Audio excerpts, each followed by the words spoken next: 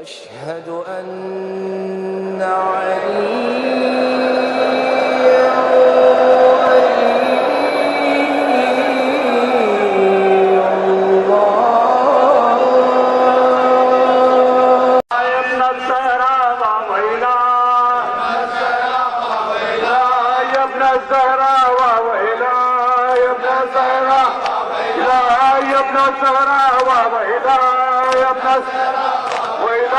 يا ابن الزهراء وإلهي مرحبا لا وإله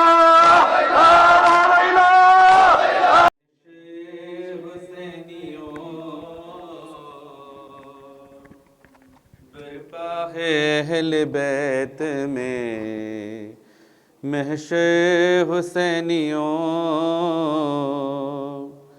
جدا نہائے شاہ کو آقا کیا شہید، جدا نہائے شاہ کو آقا کیا شہید، پانی کے ساتھ زہر ملا کے حسینیوں،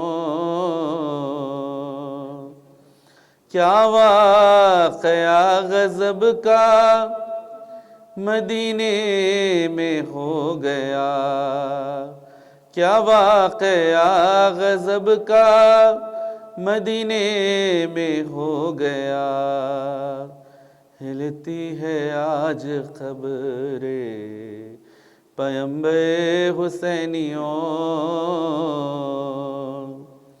قاسم یتیم ہوتے ہیں بن بھائی کے حسین، قاسم یتیم ہوتے ہیں بن بھائی کے حسین، کہتی ہے رو کے زینب مزتع حسینیوں، روح بطول خاک اڑاتی ہے لاش پر، روح بطول خاک اڑاتی ہے لاش پر، سر پیٹتے ہیں فاتح خیبر حسینیوں، تابوت پر حسن کے چڑھاتے ہیں اشقیاء، تابوت پر حسن کے چڑھاتے ہیں اشقیاء، پھولوں کے بدلے تیروں کی چادر حسینیوں، پھولوں کے بدلے تیروں کی چادر حسینیوں، لخت جگر اگلتے ہیں شب حسینیوں،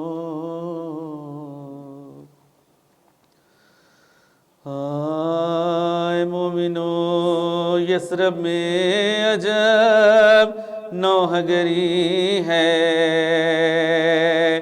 زہرا کے لیے داغ غم بے پدری ہے، لب خشک ہے منہ زید ہے آنکھوں میں تری ہے، پیغمبر کون ہے چراغ پیغمبر کون ہے چراغ سری ہے، ہوتے ہیں جدا غیر بشر خیرون نساء سے، محبوب خدا چھوڑتے ہیں محبوب خدا چھوڑتے ہیں، ایک کافران گوشت میں تھا زہر کھلایا، اس زہر نے آخری سے اپنا دکھایا، مولا کو سرے بستر آزار گرایا، حصے میں حسن کے وہی زہر حصے میں حسن کے وہی زہر ستم کمزور کیا تب نے رسول عربی کو، طاقت نہ رہی بیٹھنے اٹھنے کی، طاقت نہ رہی بیٹھنے اٹھنے کی نبی کو، دو چیزیں میں چھوڑے ہوئے جاتا ہوں مگر ہاں، وہ ایک تو میری آل ہے اور ایک ہے قرآن، قرآن کی حفاظت میری اطرت ہے نگہباں، یہ دونوں بزرگی فضیلت میں یہ دونوں بزرگی فضیلت میں قرآن تو تم سب کی تلاوت کے لیے ہے اور آل پیغمبر کی ہدایت اور آل پیغمبر کی ہدایت کے لیے ہے، پر احمد مختار تھے جب ہوش میں آتے، زہرا کو بس دیاس کلیجے سے لگاتے، گے پیار سے یہ دونوں نواسوں کو سناتے، میں اچھا ہوں تم کس لیے کھانا نہیں کھاتے، میں اچھا ہوں تم کس لیے کھانا نہیں کھاتے، وہ کہتے تھے کیا خاک تمنائیں غذا کو، اللہ کرے جلد گئیں اللہ کرے جلد گئیں ایک آہ کی رونے لگے اور غشو مولا، دروازے سے ناگاہ صدا یہ ہوئی پیدا، دو اذن حضور اے حرم سید والا، جا کر کہا زہران کے بے ہوش جا کر کہا زہران کے بے ہوش پھر آئی ندا پھر وہی فرما گئی زہرا، پر تیسری آواز میں دھرا گئی یہ اذن کسی سے بھی نہیں مانگتا واللہ، پر ہاں میرے دروازے کے رتبے سے آگا، اللہ ہر عز و شرف سید زیجا، بے حکم نہ گھر میں ملک الموت بے حکم نہ گھر میں ملک الموت، پر کرب و بلا میں یہی گھر تھا یہی در تھا، کفار کا ہم بہت آتش کا کفار کا ہم بہت آتش کا گزرتا،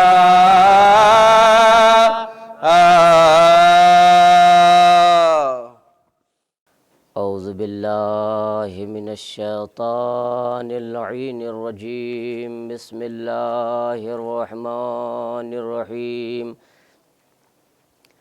الحمد للہ رب العالمین، بارئ الخلائق اجمعین، فاطر السماوات والارضین، باعث الانبیاء والمرسلین، الذي تفرد بالاولیت والقدم، ووسما كل شيء ما عداه بالفناء والعدم، ثم الصلاة والسلام والتحية والإكرام على الرسول النبي الأمي القرشي المكي الهاشمي الابتهي التهامي السيد البهي السراج المضيء الكوكب الدري صاحب الوقار والسكينة المدفون بأرض المدينة العبد المؤيد والرسول المسدد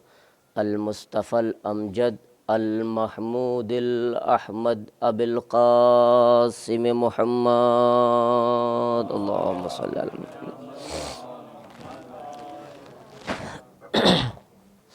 وعلى أهل بيته الطيبين الطاهرين المعصومين المنتخبين المنتجبين الغر الميامين، ولعنة الله على أعدائهم وغاصبي حقوقهم ومنكري فضائلهم أجمعين، أما بعد، فقد قال الله الحكيم في كتابه الكريم وهو أصدق القائلين وقوله الحق، بسم الله الرحمن الرحيم، ادع إلى سبيل ربك بالحكمة والموعظة الحسنة وجادلہم باللتی ہی احسن۔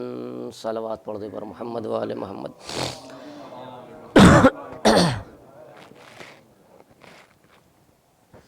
آج کی یہ المناک غمناک تاریخ،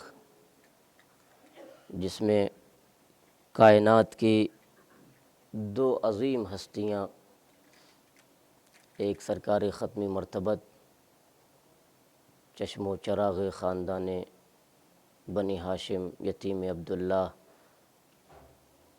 سردار دنیا و آخرت، اور دوسرے تاجدار اقلیم امامت، شہنشاہ صلح و آشتی حضرت امام حسن مجتبیٰ سلام اللہ علیہ مجمعین کی شہادت، وفات حسرت۔ بہرحال جناح کریمہ کو میں نے آپ حضرات کے سامنے بطور تلاوت پیش کیا ہے۔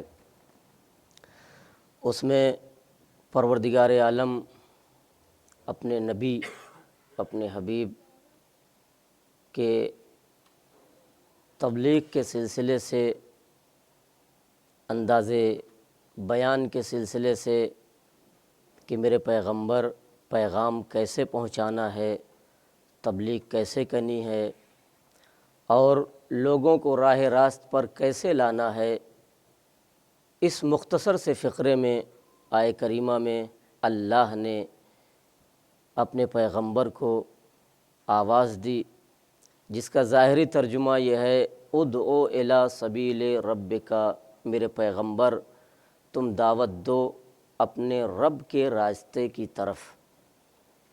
کیسے؟ عزیزان گرامی، آج جس ذات کا کردار، جس شخصیت کا کردار سب سے اعلیٰ ہونا چاہیے تھا، اسی ہستی کے کردار کو تاریخ نے، مورخین نے اس طرح توڑ مروڑ کر پیش کیا ہے کہ خود کردار پیغمبر اور ذات پیغمبر شکوک و شبہات کا شکار ہو گئی ہے۔ اور یہ ایک دستور اور چلن بن گیا ہے کہ پیغمبر جو پیغام لے کے آئے تھے، وہ اقتدار حاصل کرنے کے لیے، منصب کے لیے، اقتدار بنانے کے لیے، حکومت، سلطنت، تخت، تاج، دولت، ان سب چیزوں کے لیے پیغمبر نے یہ کام شروع کیا تھا، اور پیغمبر کے کردار کو ہر زاویے سے لوگوں نے مجروح کرنے کی کوشش کی، اور اللہ نے اسی کی طرف اشارہ کیا کہ دیکھو پیغمبر کا کام، نبیوں کا ہدف، انبیاء کا مقصد، مرسلین کے بھیجنے کا ہدف کیا تھا؟ نہ دولت، نہ اقتدار، نہ منصب۔ اس لیے کہ اگر کہیں سے بھی ذرہ برابر پیغمبر اسلام کے آنے کا مقصد یا انبیاء کے بھیجنے کا مقصد اقتدار لینا، دولت لینا، حکومت قائم کرنا، منصب لینا یہ ہوتا، تو کہیں نہ کہیں سے قرآن مجید میں ہلکا سا اشارہ بھی ملتا کہ پیغمبر تمہارا کام یہ بھی ہے، ہم نے تمہیں دولت جمع کرنے کے لیے بھیجا ہے، ہم نے تمہیں اقتدار کے لیے بھیجا ہے، ہم نے تمہیں منصب کے لیے بھیجا ہے، دولت جمع کرتے جاؤ، اقتدار لیتے جاؤ۔ مگر قرآن مجید نے جہاں پیغمبر کے کردار کی، عادت و اطوار کی ہر طرف گواہی دی ہے، لیکن کہیں سے بھی پیغمبر کے قرآن مجید نے نہ ہلکا سا یہ اشارہ دیا ہے، نہ کنایتاً بات کہی ہے، نہ استعارے کے طور پر بات کہی ہے کہ میرے پیغمبر هو الذی بعث فی الامیین رسولا منہم یتلو علیہم آیاتہ ویزکیہم ویعلمہم الکتاب والحکمہ وہ اللہ وہ ہے جس نے اپنے پیغمبر کو امیین میں بھیجا ہے۔ کیوں بھیجا ہے؟ نہ کہیں دولت کا لفظ آیا ہے، نہ اقتدار کا جملہ استعمال کیا ہے، نہ سلطنت کے لیے اللہ نے اشارہ کیا ہے، نہ کسی اور چیز کا اشارہ کیا ہے۔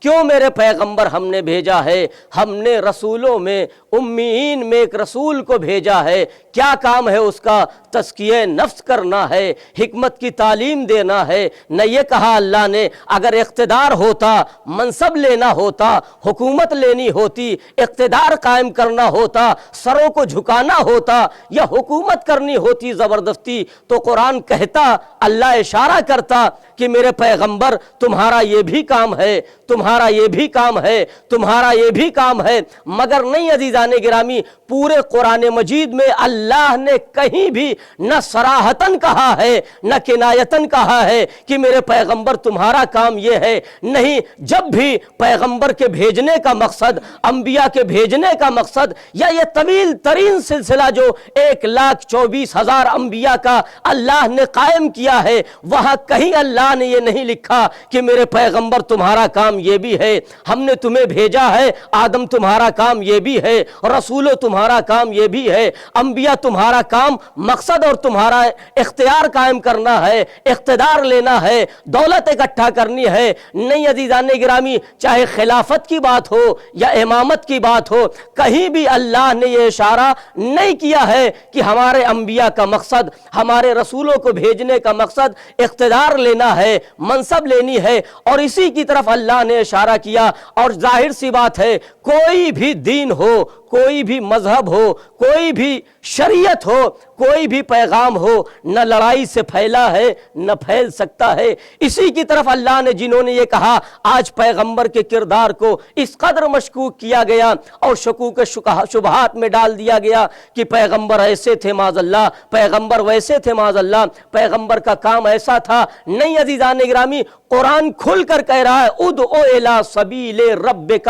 اے میرے پیغمبر تم دعوت دو ہماری طرف، ہمارا پیغام پہنچاؤ۔ ہم نے تمہیں رسول بنایا ہے، ہم نے تمہیں نبی بنایا ہے، مگر پیغام کیسے پہنچانا ہے؟ مار کے ذریعے سے، لکڑی کے ذریعے سے، ڈنڈے کے زور پر، عصا کے سہارے سے، تلوار کے ذریعے سے، اقتدار کے ذریعے سے، منصب کے ذریعے سے، گالم گلوچ کے ذریعے سے، سب و شتم کے ذریعے سے نہیں عزیزان گرامی، پیغمبر کے لیے آواز دے رہا ہے قرآن مجید، ادعو الی سبیل ربک بالحکمہ۔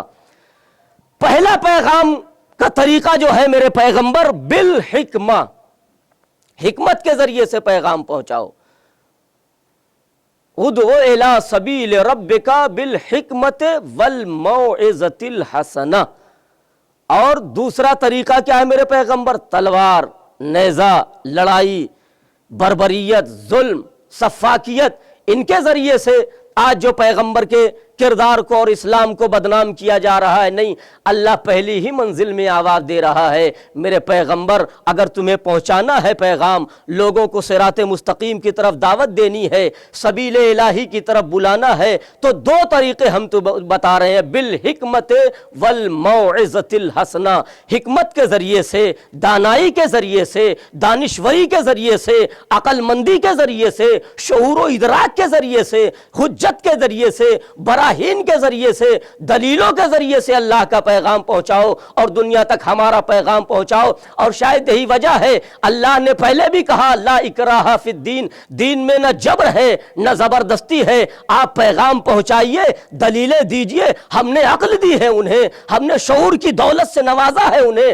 ہم نے انہیں ادراک دیا ہے، ہم نے انہیں فہم و فراست عطا کی ہے۔ جنہیں ماننا ہوگا وہ تمہاری بات کو تسلیم کریں گے، جنہیں نہیں ماننا ہوگا وہ تمہاری بات کو تسلیم نہیں کریں گے۔ اور آواز دی قدرے وَأَنْتَ لَسْتَ عَلَيْهِمْ بِمُسَيْطِرٍ، میرے پیغمبر، اور نہ تم کوئی پولیس ہو نہ شرطی ہو کہ زبردستی ان سے اسلام منوایا جائے۔ نہیں عزیزان گرامی، اور شاید یہی وجہ ہے پیغمبر کو جب ابتدائے تبلیغ میں جب پیغمبر نے اعلائے کلمت الحق کیا ہے، پیغام پہنچانا شروع کیا ہے، تو ایسا نہیں ہے کہ پیغمبر کو مال نہیں دیا گیا، مال کا بھی لالچ دیا گیا، اقتدار کا بھی لالچ دیا گیا، ساری روایتیں اور ساری تفصیلیں ہیں میرے پیغمبر، اے اللہ کے رسول، اگر آپ یہ پیغام لے کے آئے اور یہ سوچنا چاہتے ہیں کہ آپ ہم پر حاکم بن جائیں تو ہم آپ کو حکومت دینے کے لیے تیار ہیں، اور اگر آپ دولت جمع کرنا چاہتے ہیں تو ہم دولت دینے کے لیے تیار ہیں، اگر منصب لینا چاہتے ہیں تو ہم منصب دینے کے لیے تیار ہیں، اور اگر سرداری چاہتے ہیں قبیلے کی تو ہم آپ کو اپنا سردار بھی بنانے کے لیے تیار ہیں، اور اگر آپ کسی اچھے خاندان میں کسی خوبصورت لڑکی سے شادی کرنا چاہتے ہیں تو ہم آپ کی شادی کرانے کے لیے تیار ہیں۔ مگر نہیں عزیزان گرامی، میں نے ابتدا ہی میں کہا کہ اگر پیغمبر کا کام یہ بھی تھا دولت جمع کرنا، اقتدار جمع کرنا، منصب لینا، کسی خوبصورت لڑکی سے شادی کرنا یا سیادت لینا ہوتا تو پیغمبر کہہ دیتے ہاں یہی تو ہمارا منصب تھا، لاؤ ہمیں دولت دے دو، ہمیں اقتدار دے دو، ہمیں حاکم تسلیم کر لو، ہمیں حکمران مان لو، ہماری سلطنت کو قبول کر لو۔ مگر نہیں عزیزان گرامی، جب دولت پیش کی گئی، جب اقتدار کا سہارا لیا گیا، جب سلطنت کے ذریعے سے پیغمبر کو کوشش کی گئی، پیشکش کی گئی کہ آپ یہ لے لیجئے، دولت لے لیجئے، اقتدار لے لیجئے، تو پیغمبر نے آواز دی میں اس لیے نہیں آیا ہوں کہ مال جمع کر لوں، میں اس لیے نہیں آیا ہوں کہ اقتدار لے لوں، میں اس لیے نہیں آیا ہوں کہ حکومت ہڑپ لوں۔ نہیں عزیزان گرامی، پھر کیوں آئے ہیں؟ تو آواز دیتے ہیں ما جئتکم لأقبل مالا و شرفا و ملکا، میں اس لیے نہیں آیا ہوں کہ مجھے عزت چاہیے، میں اس لیے نہیں آیا ہوں کہ مجھے اقتدار چاہیے، میں اس لیے نہیں آیا ہوں کہ مجھے منصب چاہیے۔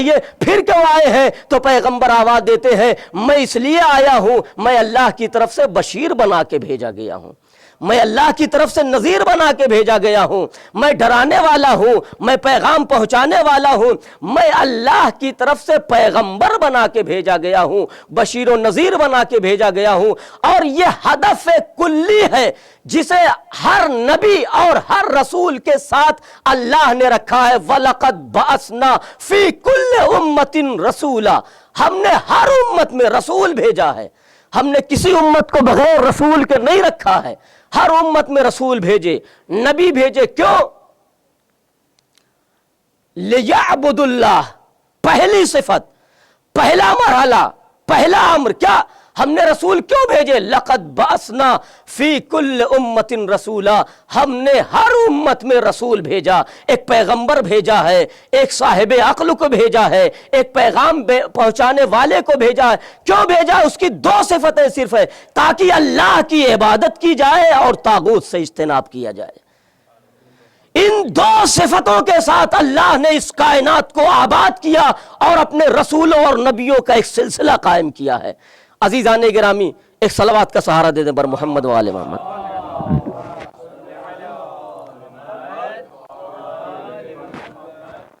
تو آپ نے کہیں دیکھا قرآن مجید ان انا الا بشیر و نذیر، میں کچھ نہیں ہوں سوائے یہ کہ اللہ نے مجھے بشیر و نذیر بنا کے بھیجا ہے۔ متعدد آیتیں جہاں قرآن مجید نے اس بات کی طرف اشارہ کیا ہے کہ میرے پیغمبر کا ہدف کیا ہے، نبیوں کے بھیجنے کا مقصد کیا ہے۔ اور عزیزان گرامی، پیغمبر کے کردار کو اس طرح مجروح کیا گیا اور یہ کہا گیا کہ پیغمبر معاذ اللہ دولت کے لیے آئے تھے، پیغمبر معاذ اللہ اقتدار کے لیے آئے تھے۔ نہیں عزیزان گرامی، اس کی اور یہی شاید لوگوں نے یہ کہا کہ تمہارے امام ایسے کیسے تھے جنہیں اقتدار نہیں ملا، ظاہری طور پر منصب پہ نہیں آئے، ظاہری طور پہ دولت سے نوازا نہیں گیا۔ عزیزان گرامی، یہ سوال ہوتا ہے، ہمیشہ سوال کیا جاتا ہے یہ کیسے امام تھے، کیسے نبی تھے، کیسے رسول تھے جن کے پاس نہ دولت ہے۔ اس لیے کہ قرآن مجید نے ہر جگہ کہا جب جناب داؤد کو اللہ کی طرف سے خلیفہ منتخب کیا گیا ہے تو وہاں لوگوں نے سب سے پہلے یہی بات کہی تھی یہ کیسے خلیفہ ہو سکتا ہے، اس سے تو مال میں ہم بہتر ہیں، ہمارے پاس زیادہ دولت ہے، ہمارے پاس زیادہ اقتدار ہے، ہمارے پاس زیادہ مال ہے، اگر اللہ کو بنانا ہوتا تو ہم میں سے بناتا۔ تو وہاں بھی اللہ نے یہی کہا تھا کہ ہم نے داؤد کو علم اور جسمانی قوت میں دیکھ کر انہیں خلیفہ بنایا ہے۔ تو وہاں بھی اگر اقتدار کی بات ہوتی تو جناب داؤد کو پہلے اللہ مالدار بناتا، حالانکہ ایسا نہیں، حکومت دی اور ایسی حکومت جناب داؤد اور سلیمان کو دی جیسی حکومت کسی کو نہیں ملی۔ عزیزان گرامی، تو یہ ایک سوال پیدا ہوتا ہے کہ کیوں اللہ نے नबियों को, पैगंबरों को, आपके इमामों को इख्तिदार और मनसब से ज़ाहिरी जिस तरीके से दुनिया दूसरों के पास रही, वैसे अहले बैत के पास क्यों नहीं रही? वैसे अहले बैत के पास क्यों नहीं? अज़ीज़ान किराम, फर्क है। आफताब की निगाह में जर्रे की कोई हैसियत नहीं होती है, सहरा की निगाह में मुश्ताक आग की कोई हैसियत नहीं होती है, गुलिस्तां की निगाह में गुलाब की कोई हैसियत नहीं होती है। और वो अहले बैत, और लोग कहते भी हैं कि मौला अली को जब 3 हुकूमतें मिली, 3 हुकूमतों के बाद चौथी मर्तबा जब आपको इख्तिदार पेश किया गया, जाहिर सी बात ऐसे मौके पर अगर किसी को ठुकराया गया हो और फिर उसके पास इसलिए लोग आए हो कि आप हुकूमत ले लीजिए, आप इख्तिदार पे आ जाइए, तो वक्त की नज़ाकत क्या कहती है? वक्त की नज़ाकत क्या कहती है? मिसाल के तौर पर, मिसाल बराए मिसाल होती है। मैं अक्सर कहा करता हूँ अला अमसाल तुज़रब वला तुक़ास, मिसाल बराए मिसाल है। और बहुत से तरीक़े लोगों ने नुक्ते और इशारे पेश किए इस सिलसिले की। मौलाए कायनात ने 3 मरतबा 25 साल तक तकरीबन इख्तिदार से आपको दूर रखा गया, जो आपका हक था। फिर क्यों आए और मौला ने कबूल क्यों किया? और नज़ाकत, मौके की नज़ाकत तो यही कहती है कि लोगों, इमाम मना कर देते। मिसाल के तौर पे काबिल आदमी है, उसे मुदीर होना चाहिए मदरसे का, है कि नहीं? मिसाल बराए मिसाल है। और ये हमारे सिन्फ के हजरात ज़्यादा समझेंगे, है कि नहीं अज़हर भाई? मिसाल के तौर पर बहुत फ़ाल पढ़ा लिखा आदमी है और हक था उसे कि मुदीर बनाया जाए उसे किसी मदरसे का। पहली मर्तबा नज़रअंदाज कर दिया गया। वो पढ़ा लिखा, ज़ाकिरी अच्छी, खिताबत अच्छी और तर्ज़ बयान अच्छा, तर्ज़ तकल्लुम अच्छा, अल्फाज की नशिस्त बरख़ात अच्छी, लहजे के क्या कहने, ज़बान की रवानी क्या कहने, और अल्फाज की नफासत का क्या कहना, ज़बान की चाशनी और अल्फाज में मिठास क्या कहना, सारी चीज़ें सब कुछ थी। पढ़ा लिखा, मुदीर और इदारे और सारी चीज़ों की ज़िम्मेदारी, यानी अहल था वो। उसके बजाय अब किसी को आप किसी ऐसे को बना दिया जाए जो उसका बिल्कुल बरक्स था। सही है? अब उसके बाद वक्फा गुजरा, वो हटे, फिर दूसरे को बनाया गया, तीसरे को बनाया गया। अब बारी फिर वहीं लौट के आई कि चलते हैं फिर मौली साहब को क़िबला व काबा, जो पढ़े लिखे थे। अब बताइए, 3 मर्तबा अगर मुझे जो मेरा हक था और मैं अहल था कि मुझे इदारत दी जाती, मसूल बनाया जाता, मुदीर बनाया जाता, मगर 3 मर्तबा मुझे रिजेक्ट किया गया, नहीं बनाया गया, मसूलियत नहीं दी गई। अब चौथी मर्तबा अगर पूरा मजमा सिमट कर आए, कहा मौली साहब आप बड़े पढ़े लिखे हैं और आपकी सलाहियत का क्या कहना, आपकी खिताबत का क्या कहना, आपके तर्ज तकल्लुम का क्या कहना, आपके अंदाज़े बयान का क्या कहना। आप बताइए फितरी अम्र क्या कहता है? फितरत यह कहती है कि हम भगा देंगे। अब भैया 25 साल तो नहीं याद आए, हम पढ़े लिखे थे। 25 साल पहले क्या नहीं थे? 10 साल पहले नहीं थे? 20 साल पहले नहीं थे? क्या फितरत क्या कहती है? हमारी अक्ल ये कहती है कि भैया आज तो हम मना कर देंगे, भाई जिसे बनाना हो, अरे गैरे नथु खैरे, जिसे भी बनाना हो, जाओ अपना हाकिम, अपना मुदीर, अपना मसूल तस्लीम कर लो। मैं आज तुम्हारी इदारत नहीं तस्लीम करने वाला हूं। और लोगों ने आगे खूब चढ़ाया भी, अरे आपके क्या कहने खिताबत के, आपके अंदाजे खिताबत से तो ऐसा है, और आपके क्या कहने, आप सबसे पढ़े लिखे माशाल्लाह, ये है लुजना पास और ये है दुनिया भर की मत तारीफ भी हो रही है। तारीफ के बावजूद भी इनकार करने का हक है, मैं मना कर दूंगा। लेकिन अगर फिर मैं उसी मनसब को कबूल कर रहा हूं 3 मर्तबा, मना करने के बाद, न दिए जाने के बाद, तो इसका मतलब कोई मसलहत थी, कोई मसलहत है जो मैं फिर इस इख्तिदार और इन मनसब को कबूल कर रहा हूं। तो एक मर्तबा इसी को रखिएगा जहन में।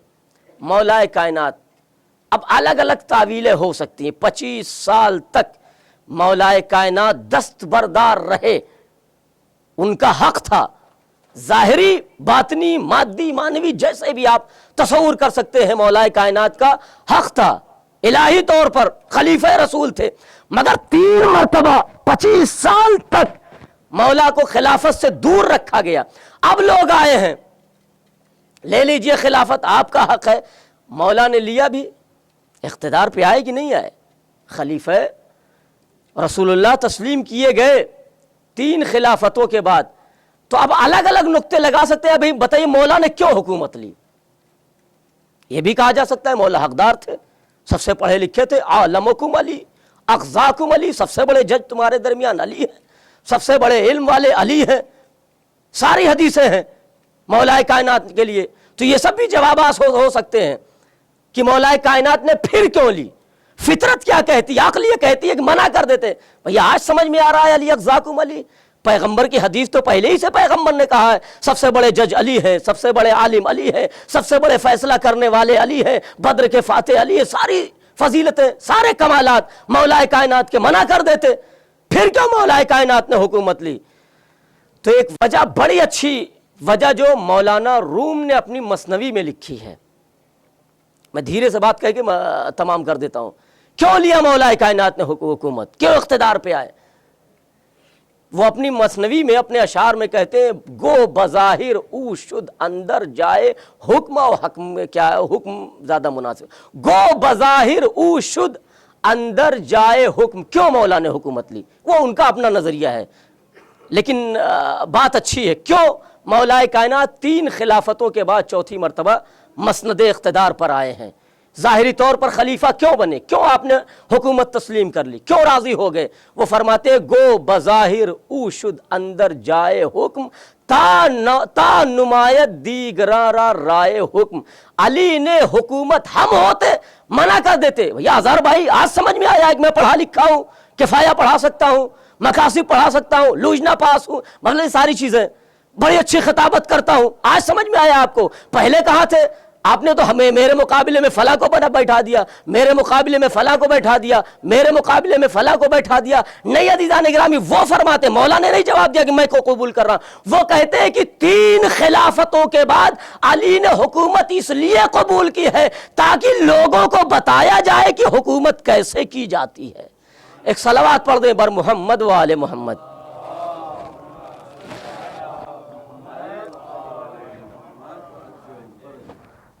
ادعو الی سبیل ربک بالحکمت والموعظۃ الحسنہ وجادلہم باللتی ہی احسن. میرے پیغمبر، یہ اسلام، یہ دین، یہ مذہب، یہ شریعت، جنہوں نے یہ تصور کر رکھا ہے کہ ہمارا دین، ہمارا مذہب ڈنڈے کے زور پر، تلوار کے زور پر اور ڈانٹ ڈپٹ کے ذریعے سے پھیلا ہے، تو میرے پیغمبر، ایسے بہت سے کردار پیغمبر کے مل جائیں گے اور اہل بیت کے مل جائیں گے جہاں یہ پتہ چلتا ہے کہ نہ اہل بیت نے کبھی ڈنڈے کا استعمال کیا ہے، نہ تلوار کے زور پہ مذہب کو پہنچایا ہے، نہ شریعت کو ڈانٹ ڈپٹ کے پہنچایا ہے. عزیزان گرامی، اور ایسا مرحلہ وہی ملے گا پیغمبر اسلام. وہ پیغمبر، آپ سوچئے ہماری کیا حیثیت ہے؟ کچھ کوئی حیثیت نہیں، مگر اللہ نے اپنے پیغمبر کے ہر صفات و کمالات و حرکات و سکنات پر نظر رکھی ہے. ہم طاقتور ہیں، ہمارا ہاتھ کہیں بھی اٹھ سکتا ہے کہ نہیں؟ ہم قوت والے ہیں، کسی کو 2-4 ہاتھ مار سکتے ہیں، مگر قسم خدا کی پیغمبر کی ہر حرکت، ہر فعل پر اللہ نے پہرا بٹھا رکھا ہے. ہم تصور بھی نہیں کر سکتے ہیں آج جو دنیا یہ کہہ رہی کہ پیغمبر ایسے ہیں معاذ اللہ اور ساری چیزیں. پیغمبر کے جتنا صاف و شفاف کردار اللہ نے قرآن مجید میں اپنے پیغمبر کا پیش کیا ہے، اگر ویسے ہی مسلمان پیغمبر کا کردار پیش کرتی تو نہ پیغمبر کے دامن کردار پر کسی کی ہمت نہ ہوتی کہ وہ پیغمبر کے دامن کردار کو داغدار کرتا. وما ارسلناک الا رحمۃ للعالمین. میرے پیغمبر ہم نے، عزیزان گرامی، آپ سوچئے طریقے ہاتھ ہے، ہمارے ہاتھ کی کوئی گارنٹی نہیں ہے، مگر اللہ نے اپنے پیغمبر کے ہاتھ کی بھی گارنٹی لی ہے، ید اللہ فوق ایدیہم اذ یبایعونک انما یبایعون اللہ ید اللہ فوق ایدیہم۔ اور جب دونوں واقعے یا حنین کے دن یا شب ہجرت پیغمبر نے جب کنکریاں پھینکی ہیں تو اللہ نے کیا کہا، وما رمیت اذ رمیت ولکن اللہ رما، اے میرے پیغمبر کنکریاں آپ نے نہیں پھینکی، اللہ نے پھینکی ہے۔ یعنی جو چیز پیغمبر کے جسم اور اعضاء سے صادر ہو رہی ہے اللہ اسے اپنی طرف منسوب کر رہا ہے کہ میرے پیغمبر یہ کنکریاں آپ نے نہیں پھینکی، ہم نے پھینکی ہے۔ اور جب زبان کی بات آئی تو زبان کا بھی تزکیہ اللہ نے کیا ہے۔ اچھا اب تزکیے کی بات آ گئی، سوچئے تزکیہ، اور ہمارے حوزوی ماحول میں تزکیہ ایک معتبر شے کو مانا جاتا ہے۔ جیسے جیسے تزکیہ کرنے والے کا قد بڑھتا جاتا ہے ویسے ہی مزکہ جس کی تزکیہ کی جا رہی ہے اس کا بھی روب اور دبدبہ بڑھتا جاتا ہے، وہ چاہے جیسا ہو، وہ الگ بات ہے۔ مثال کے طور پر مجھ سے کسی نے تزکیہ لیا، ظاہر سی بات ہے مولوی صاحب نے تزکیہ کیا ہے۔ اب اظہر بھائی نے اگر کسی کا تزکیہ کر دیا ہو، ہاں تھوڑا اور اس کا قد بڑھے گا کہ اظہر بھائی نے کیا ہے، تھوڑا اور اوپر جائیے۔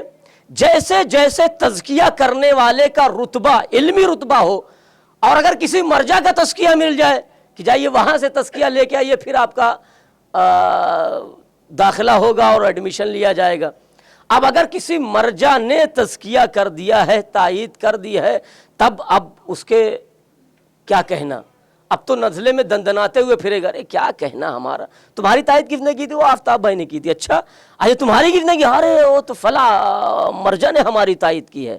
اب چاہے اس کردار کے ہو یا اس کردار کے نہ ہو، جیسے جیسے تزکیہ کرنے والے کا قد، رتبہ، عظمت، کردار بلند ہوتا جاتا ہے، مزکہ کا ویسے ہی کردار اور بلند ہو جاتا ہے، بڑھتا جاتا ہے۔ وہ کہہ سکتا ہے ہماری تائید، ہمارا تزکیہ فلاں آدمی نے کیا ہے، ہمارا تزکیہ فلاں آدمی نے کیا ہے۔ اللہ اکبر، ذرا پیغمبر کے کردار کی شفافیت پہچانیے۔ پیغمبر نے کائنات میں عربوں کے درمیان، چوروں کے درمیان، ڈاکوؤں کے درمیان ایسا کردار پیش کیا ہے، وہ تو خود کہتے تھے یہ صادق ہے، یہ امین ہے، یہ صاحب کردار ہے۔ مگر اللہ اکبر، اگر اللہ کسی کا تزکیہ کرے، پیغمبر کو اگر اللہ نہ کہتا یہ طٰہٰ ہے، یاسین ہے، یہ مزمل ہے، یہ مدثر ہے، ان کے کردار کی گواہی نہ دیتا، ان کی زلفوں کی قسمیں نہ کہا کے کہتا والضحیٰ واللیل اذا سجا وما ينطق عن الهوى ان هو الا، نہ کہتا کہ ان کی زبان سچی ہے، نہ کہتا وما تشاءون الا ان یشاء اللہ، یہ تو کچھ چاہتے ہی نہیں، یہ وہی چاہتے ہیں جو اللہ چاہتا ہے، ان کے ہاتھ کی حرکت اللہ کے ہاتھ کی حرکت ہے۔ نہ کہتا وما ينطق عن الهوى ان هو الا وحی یوحیٰ۔ عزیزان گرامی، ناز برداری تو دیکھیے اپنے پیغمبر کی، کیا کہہ رہا ہے؟ وَلَا تَجْعَلُوا دُعَاءَ الرَّسُولِ بَيْنَكُمْ كَدُعَاءِ بَعْضِكُمْ بَعْضًا۔ دیکھو میرے پیغمبر کو جیسے تم بلاتے ہو بے ولنوا، اے ڈھماکے ایسے نہ بلانا، ہمارا پیغمبر ہے، ہمارا رسول ہے، ہم خدا ہو کے ناز برداری کر رہے ہیں، ہم کہہ رہے ہیں اس کی ردا پڑھنے کی ادا ہمیں پسند آ جاتی ہے تو ہم یا ایھا المدثر کہتے ہیں، اسے کملی اوڑھنے کی ردا پسند آ جاتی ہے تو ہم یا ایھا المدثر کہتے ہیں، اس کی طہارت پسند آتی ہے تو ہم اس کی طہارت کا کلمہ پڑھتے ہیں، اس کی سیادت پسند آتی ہے تو ہم یاسین کہہ کے خطاب کر دیا کرتے ہیں۔ تو وہ خدا جہاں ہر جگہ اپنے پیغمبر کا تزکیہ کر رہا ہے، ان کی نگاہوں کا تزکیہ کیا، ہاتھوں کا تزکیہ کیا، دماغ کا تزکیہ کیا، ذہنوں کا تزکیہ کیا۔ عزیزان گرامی، کوئی آیت قرآن مجید میں نہ ہوتی تو پیغمبر کے لیے صرف ایک جملہ اللہ کہہ دیتا تو قیامت تک کے لیے پیغمبر کے کردار کی دلیل بن جاتی۔ اگر اللہ کچھ نہ کہتا، طٰہٰ نہ کہتا، یاسین نہ کہتا، مدثر نہ کہتا، مزمل نہ کہتا، وما ینطق نہ کہتا، لولاک نہ کہتا، صرف ایک جملہ کہہ دیتا انکا لعلی خلق عظیم، اے میرے پیغمبر آپ اخلاق کی عظیم منزل پر فائز ہیں۔ صلوات پڑھ دیں بر محمد و آل محمد۔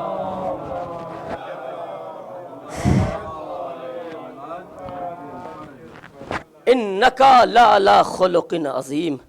مولوی صاحب کی تزکیہ پر اترانے والے اور جوتیاں چٹخارنے والے یہ امتی کیا جانے کہ اللہ جس کا تزکیہ کر رہا ہو اور آواز دے رہا ہو انکا لعلی خلق عظیم، میرے پیغمبر آپ اخلاق کے عظیم درجے پر فائز ہیں. تو جس کا تزکیہ اللہ کر رہا ہو عزیزان گرامی، پھر اس کے کردار کی عظمت کیا ہوگی. اور یہی وجہ ہے مصیبتیں اٹھانے کے بعد، پریشانیاں اٹھانے کے بعد، ذلت و رسوائی، پیغمبر کو شاعر کہا جا رہا ہے، اللہ ٹوک رہا ہے، دیوانہ کہا جا رہا ہے، اللہ ٹوک رہا ہے. مگر عزیزان گرامی آپ سوچئے کردار کی کس منزل پر یہ نبی اعظم سرکار دو عالم آمنہ کا لال یتیم عبداللہ چشم و چراغ خاندان بنی ہاشم ہے، جس کی ٹوٹی ہوئی جوتیوں کو قاب و قوسین کا مقدر بنایا گیا. وہ پیغمبر کس عظیم منزل پر فائز ہے. اخلاق کی صلح حدیبیہ ہے. آئیے فتح مکہ کے بعد عزیزان گرامی ہم اور آپ ہوتے تو ہمارے اندر انتقام کے جذبے پائے جاتے ہیں. ہمیں کوئی ایک تماشا مارے گا تو ہم طاقتور ہیں تو اسے دو تماشا ماریں گے. ذرا پہچانیے پیغمبر کا کردار کس ہمالیہ کی چوٹی پر ہے عزیزان گرامی.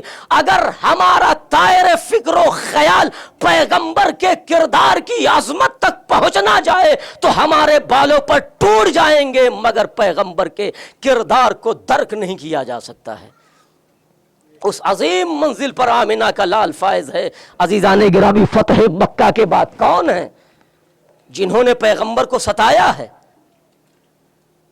پیغمبر کو جنگوں میں مبتلا کیا ہے؟ مصائب و آلام، راہوں میں کانٹے ڈالنے والے یہ، سروں پر کوڑا ڈالنے والے یہ، حمزہ کا کلیجہ چبانے والے یہ، پریشانیوں میں مبتلا کرنے والے یہ، حالت نماز میں اوجھڑیاں ڈالنے والے یہ آج رسن بستہ ہے. فتح مکہ کے بعد، فتح مکہ کے بعد رسن بستہ ہیں، چہرے مرجھائے ہوئے ہیں، ہاتھ بدھے ہوئے ہیں، مگر امید کیا ہے خاتم النبیین رحمت للعالمین سے. کھڑے ہوئے ہیں. نبی نے امتیوں سے بھی پوچھا، یہیں سے اہل بیت اور امت میں فرق عزیزان گرامی ہو جاتا ہے. امت سے پوچھا بتاؤ ان کے ساتھ کیا کیا جائے؟ میں نے کہا بھیا جو انہوں نے کیا وہی ہم بھی کرتے ہیں. انہوں نے ہمیں کاٹا ہم بھی کاٹتے ہیں، انہوں نے ہمیں ستایا ہم بھی ستاتے ہیں. قید خانے میں ڈال دیا جائے، گردنیں اڑا دی جائے. مگر پیغمبر نے امیر المومنین مولائے کائنات حلال مشکلات سردار دنیا و آخرت تاجدار اقلیم امامت سے پوچھا علی تم بتاؤ ان کے ساتھ کیا کیا جائے؟ امت کا جواب امت کے مزاج کے اعتبار سے ہوتا ہے، رسالت کے مزاج کے اعتبار سے نہیں ہوتا ہے. جو مزاج شناس رسالت تھا اسے مزاج نبوت و امامت کے اعتبار سے جواب دینا تھا. امت نے تو کہہ دیا اپنا فیصلہ سنو، یا رسول اللہ انہوں نے ستایا ہے ہم انہیں ستاتے ہیں، انہوں نے ہمیں گالیاں دی ہم ان کو گالیاں دیتے ہیں، انہیں قید میں ڈال دیا جائے، انہیں قتل کر دیا جائے. علی تم بتاؤ ان کے ساتھ کیا کیا جائے؟ تو ایک مرتبہ مولا کائنات رطب اللسان ہوئے اور آواز دی، یا رسول اللہ جو انہوں نے کیا ہے وہ ان کردار کے مالک تھے، ہم ان کے ساتھ وہ کرتے ہیں جس کردار کے مالک ہم ہیں. تو پیغمبر نے ارشاد فرمایا اذهبوا انتم الطلقاء لا تثریب علیکم اليوم، جاؤ تم آزاد ہو، آج تم سے کوئی باز و پرس نہیں ہوگی، کوئی مواخذہ نہیں کیا جائے گا. یہ کردار پیغمبر، یہ کردار اہل بیت. اس طرح سے پیغمبر اور اہل بیت نے کردار پیش کیا ہے، تب آج یہ دنیا. اور عزیزان گرامی ایک چھوٹا سا واقعہ پڑھتا ہوں، ایک صلوات کا سہارا دے پر محمد والے.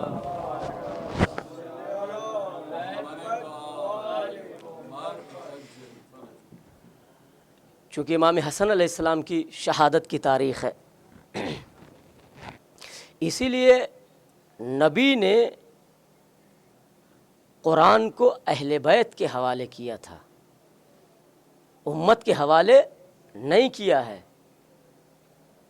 اور بعد پیغمبر جو مزاج دنیا کو چاہیے تھا اسلام پھیلانے کے لیے، اسلام کی ترویج اور دین کی نشر و اشاعت کے لیے، وہ مزاج صرف اور صرف اہل بیت کے پاس تھا. وہ مزاج، وہ ذہن، وہ فکر، وہ خیالات امت میں کسی کے پاس نہیں تھی جو اہل بیت۔ پیغمبر کے بعد پیغمبر کی جگہ ایسا آدمی ہونا چاہیے تھا جو ہم خیال پیغمبر ہو، جو ہم فکر پیغمبر ہو، جس کی فکر پیغمبر کی فکر ہو، جس کا خیالات پیغمبر کے خیالات ہو، جس کی ذہنیت پیغمبر کی ذہنیت سے ملتی ہو۔ دیکھیے کیسے ایک پیغام پہنچانے کا ایک طریقہ، نہج، دستور، کیسے پیغام پہنچایا جائے، کسی کی غلطی سدھارنی ہو کیسے سدھاری جائے، کسی تک پیغام پہنچانا ہو کوئی تو کیسے پہنچایا جائے، یہ اہل بیت بتائیں گے، امت نہیں بتائے گی، امت نہیں بتائے گی۔ چھوٹا سا واقعہ ہے لیکن انداز دیکھیے۔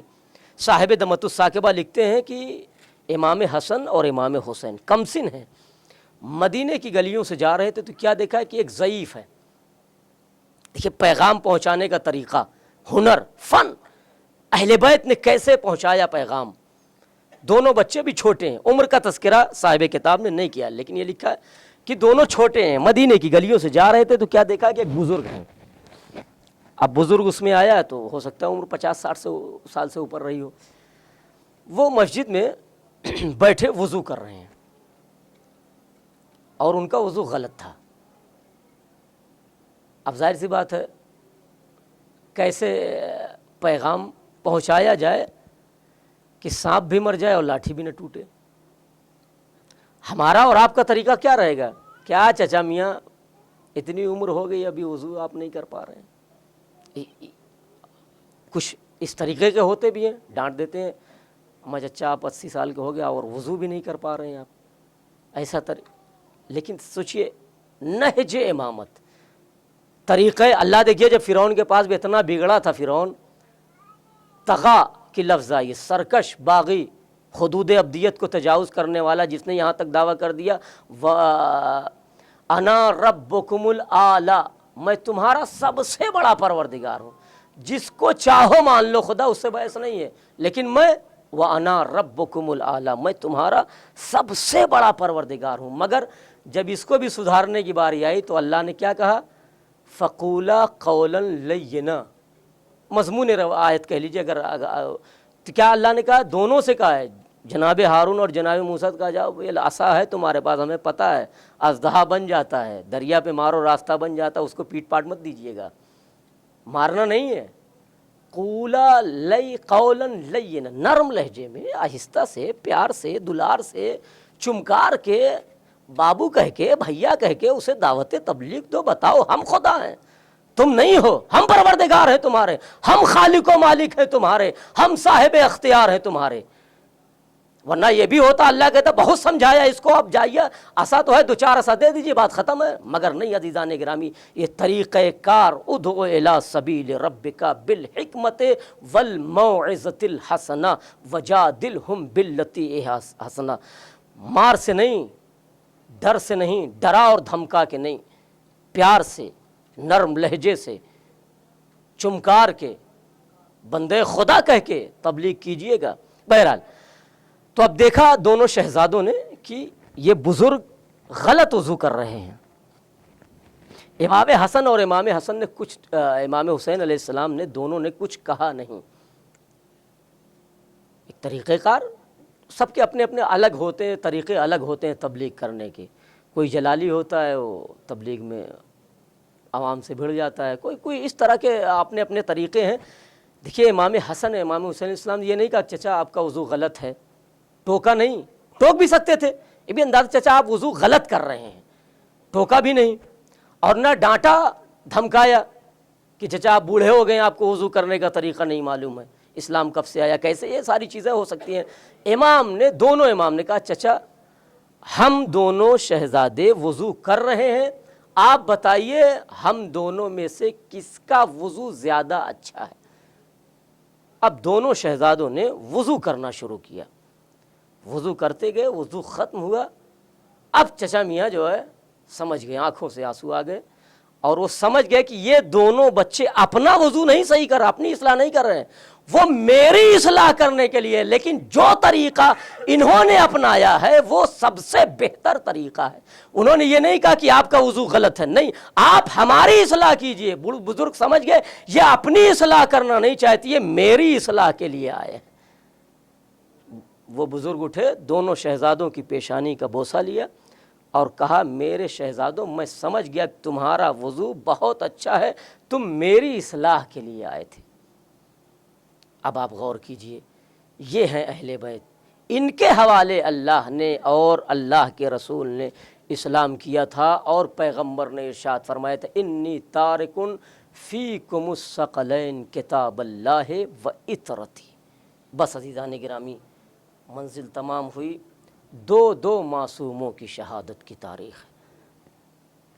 ایک نبی اعظم حبیب کبریا سردار دنیا و آخرت، اور دوسرے شہزادے صلح و امن حضرت امام حسن علیہ السلام، جنہیں امام خود فرماتے ہیں اپنی شہادت کے متعلق کہ مجھے کئی مرتبہ زہر دیا گیا ہے، ایک دو بار نہیں، امام فرماتے ہیں 7 مرتبہ مجھے زہر سے شہید کرنے کی کوشش کی گئی ہے، مگر آج کا زہر جو ابھی مجھے زہر دیا گیا ہے، ایسا زہر اس سے پہلے کبھی نہیں دیا گیا تھا۔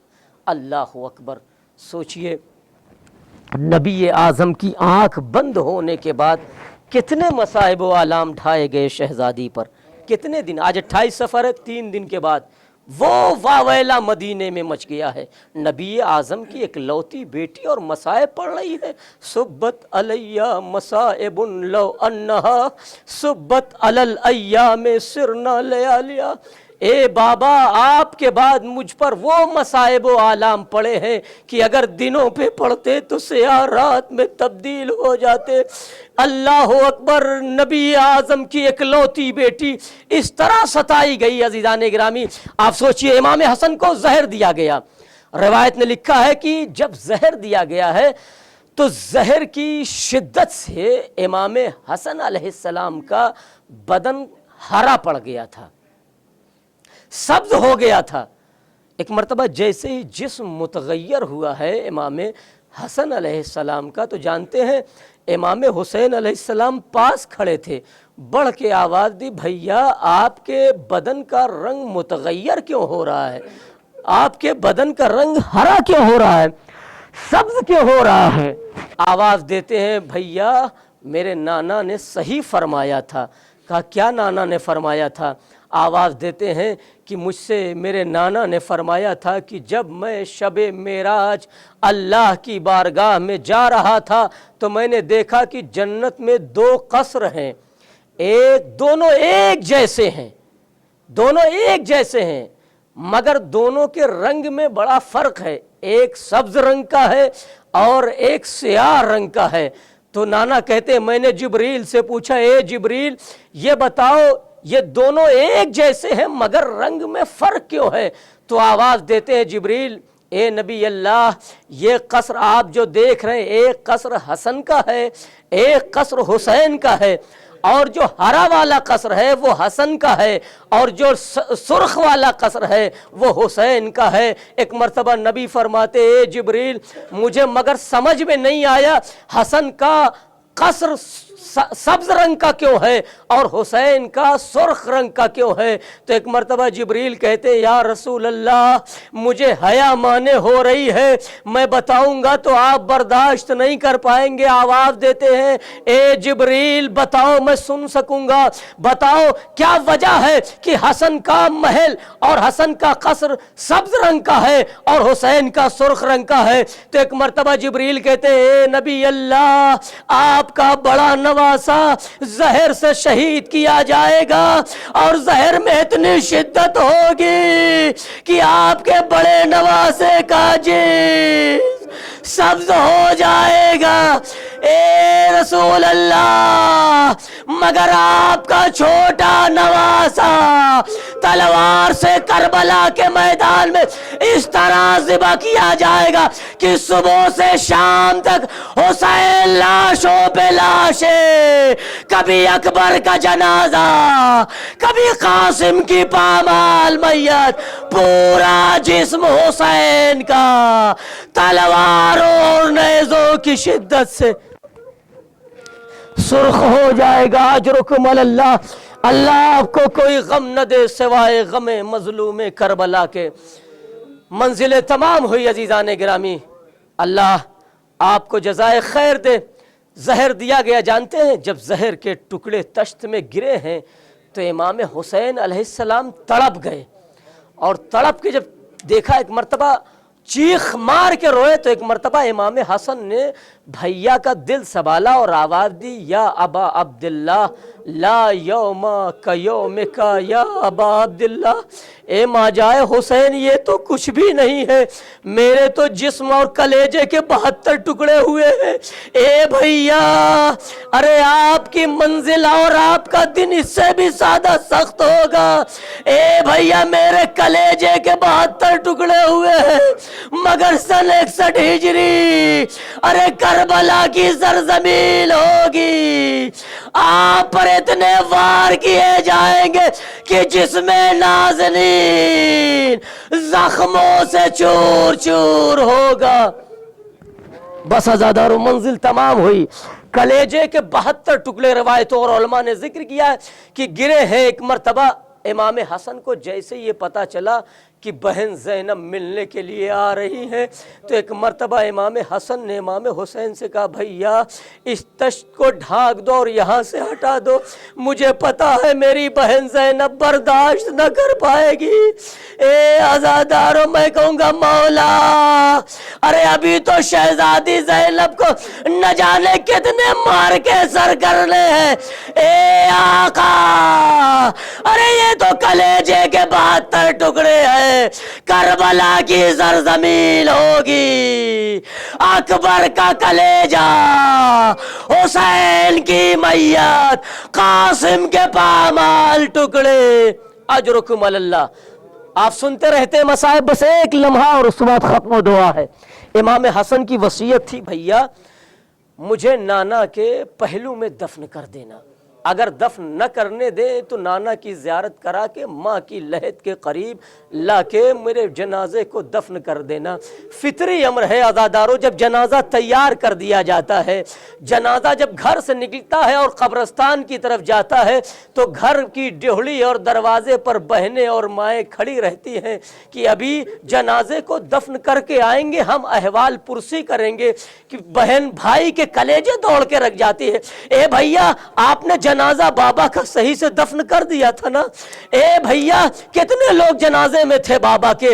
अल्लाह अकबर, मैं तफसील में नहीं जानता, ये दस्तूर दुनिया है कि बहनें दरवाजे पर खड़ी रहती हैं कि भाई बाबा का जनाजा दफन करके आएंगे, भाई अम्मा की मैयत लहद में उतार के आएंगे।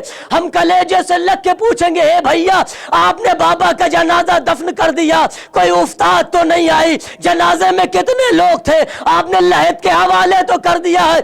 ए आज़ादारों, अरे मकातिल ने लिखा, हुसैन जनाजा लेके चले हैं, भाई का लहद रसूल के करीब लेके आए हैं। एक मर्तबा जालिमों ने सितम किया है, चारों तरफ से तीर बरसाए जाने लगे।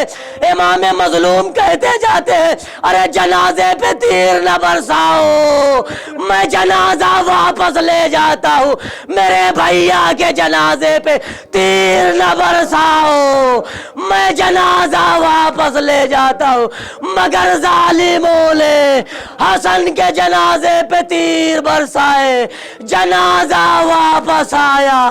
अरे ज़ैनब ने क्या देखा? जनाजा जब गया था वापस आया, तीरों से जनाजा छलनी है। ए भैया हुसैन जब घर से जनाजा जाता है,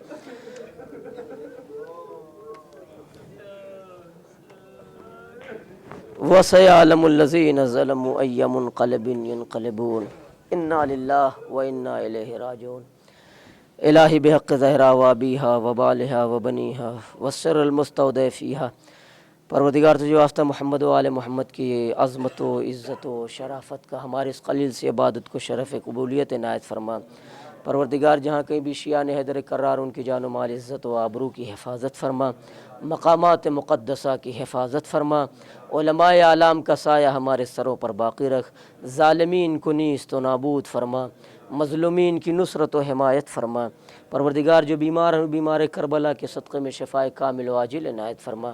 پروردگار جن کی گودیاں خالی مولا علی اصغر اور شہزادی سکینہ کا واسطہ، ان کی گودیوں کو آباد فرما، انہیں نیک اولاد نرینہ عنایت فرما۔ پروردگار امام زمانہ کے ظہور میں تاجیل عنایت فرما، ہمیں ان کے اعوان و انصار میں شمار فرما۔ ربنا وتقبل دعا، ماتم حسین۔